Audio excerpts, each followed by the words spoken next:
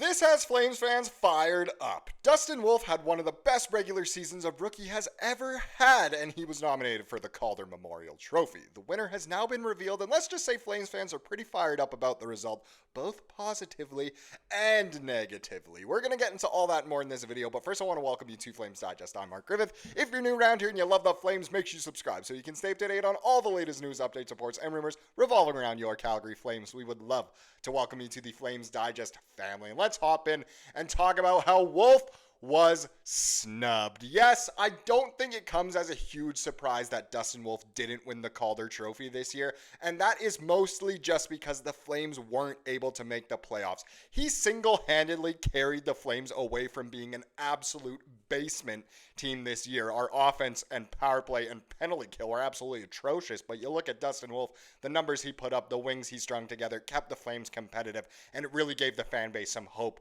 for the future. But as I mentioned, Wolf didn't win, so Montreal Canadiens defenseman Lane Hutson did win the Calder Trophy as the NHL's top rookie. So congratulations to him, an absolutely outstanding season he had, and it really doesn't come as that big of a surprise to most people. Yes, we would have loved to have Wolf recognized for the season he had. Hutson also had an amazing season. So did Celebrini. So honestly, any of those guys, I think a lot of people wouldn't have been shaking their heads at that. But Hutson was the one who did win, which I guess doesn't come as a huge surprise. Now, a lot of Flames accounts and fans across the Sea of Red obviously would like to use the word snubbed. That's why I used it as the chapter of this video. But the win column, they tweeted out, snubbed. Dustin Wolf is the runner-up of this year's Calder Trophy voting. So, hey, a huge congratulations to Wolf on getting second place, even over Celebrini. That's absolutely wonderful as well. He really did have a special season. Let's hope he can keep doing it in Calgary for a long time, of course. Now, if we go into the actual voting here, Pat Steinberg, he tweeted out that Montreal's Lane Hutson did win the Calder Trophy, but Dustin Wolf finished second, including 15 first-place votes, with Celebrini from San Jose, of course, coming in third. So if you look at the numbers there, I mean, Lane Hutson, 165 first-place votes, 26 second-place votes. He was either first or second in every single ballot, so pretty crazy there.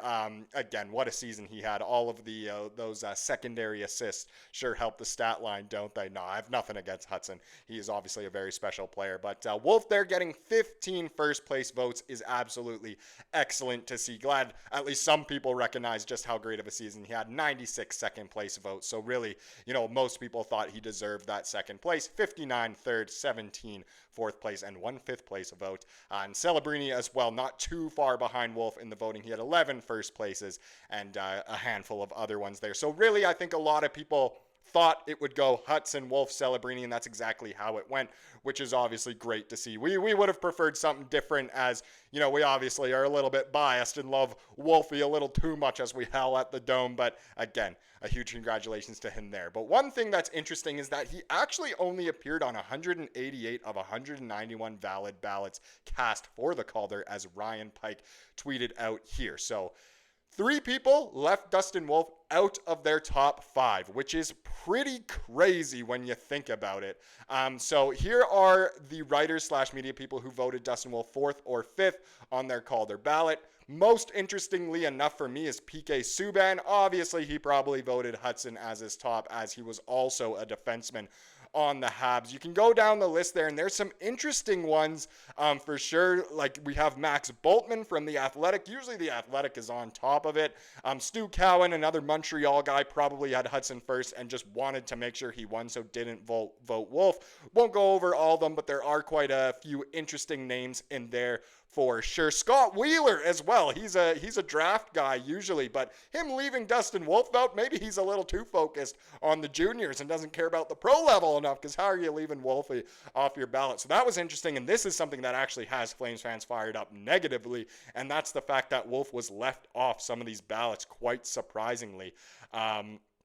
Honestly, it is quite shocking. There are also 3 writers and media people who absolutely did not put Wolf on their top 5 ballot at all. So those last ones were the guys who put him 4th or 5th. These ones didn't even have them in the top 5. So Wayne Fish from the Allentown Morning Call, never even heard of that. Sammy Silber from the Hockey News, and Adam Denker from the Hockey News. Now, I most of the time like the Hockey News, but I don't know. I might have to boycott the Hockey News after this, leaving Wolf off from 2 of your writers / media personnel. Not even having him on your ballot for the Calder is absolutely ridiculous. I don't know how you can justify having 5 rookies from this past season over Wolf. Personally, for me, there's 1, maybe 2.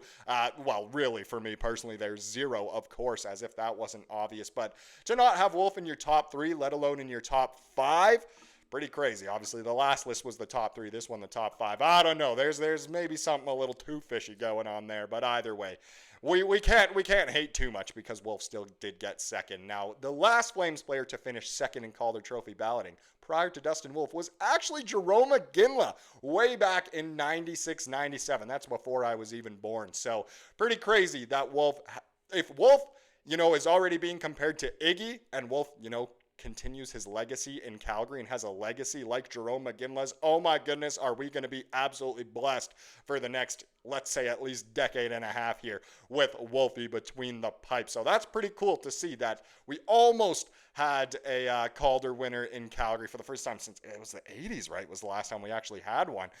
So pretty cool to be mentioned in the same sentence as Jarome Iginla. What a special rookie season he obviously had. Now, if we go into a little bit of what he did, so Wolf finished his first full NHL season with a 29-16-8 record in 53 games, setting a record for most games played by a Flames rookie goalie. Wow. The Californian registered a 2.64 goals against average and a .910 save percentage and 3 shutouts, the latter of which also set a Flames record for a rookie goalie, which is tough. Scoring is obviously up in the NHL over the past few years here, so very impressive for Wolf to put up those numbers. We hope he will just continue to do even better numbers in the future, but what a season for him.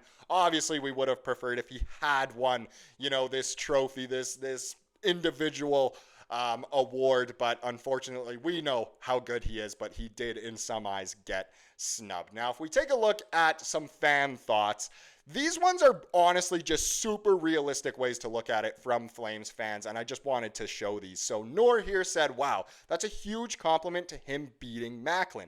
To be fair, Hudson had crazy stats, so I completely agree with him winning, but this is huge for Wolf. Next year will be a Flames and Hab player in the top 2 for Calder votes again. So I don't know if this comes from a Flames fan or a Habs fan, or maybe they love both teams, but it is true. Macklin obviously had a very good season. He really carried San Jose to where? Yeah, the bottom. So that's why Wolf obviously gets a little bit better. I know a lot of Calder Trophy voters don't always go for goalies because they think goalies are just a representation of defense, which there's an argument and debate for as well. But we know Wolf did carry the Flames this year to a place no one thought they would be, and that is true. And yeah, the second part there, a Flame and a Hab being in the top 2 next year. Yes, Zane Parekh will win the Calder next year. You guys can have Demidov in second. Thank you very much.